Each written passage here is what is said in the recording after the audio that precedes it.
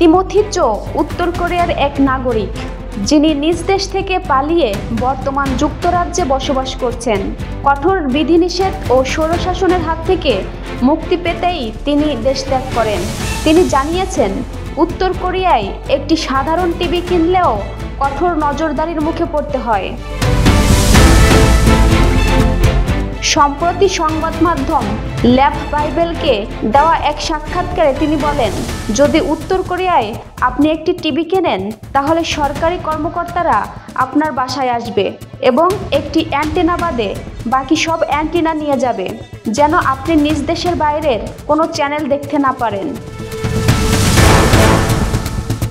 তিনি আরও বলেন, দেশীয় চ্যানেলগুলোতে কেবল প্রেসিডেন্ট কিম জং উনের পরিবার নিয়ে অনুষ্ঠান, ডকুমেন্টারি এবং গান সম্প্রচার করা হয়, যা 24 ঘন্টা ধরে চলে। ফলে টিভি দেখার অর্থই হলো কিম পরিবারের প্রচারণা দেখা।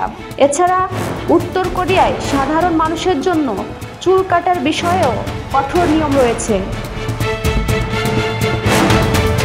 তিমোথি চো বলেন, স্কুলের শিক্ষার্থীদের জন্য মাত্র 1, 2 বা 3 ধরনের নির্দিষ্ট চুলের স্টাইল অনুমোদিত।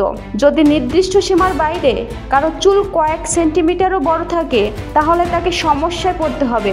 তিনি আরও জানান, যদি কেউ অনুমোদিত স্টাইলের বাইরে চুল কাটে, তাহলে তার পুরো পরিবারকে পুলিশ স্টেশনে ডেকে জবাবদিহি করানো হয়। এছাড়া দেশটির প্রথম নেতা কিম ইল সুংকে ঐশ্বরিক নেতা হিসেবে বিবেচনা করা হয় এবং তার ছেলে কিম জং ইলকে দেব সন্তান বলা হয়। তাই প্রত্যেক জাতীয় দিবসে কিম পরিবারের মূর্তির সামনে গিয়ে মাথা নত করা বাধ্যতামূলক।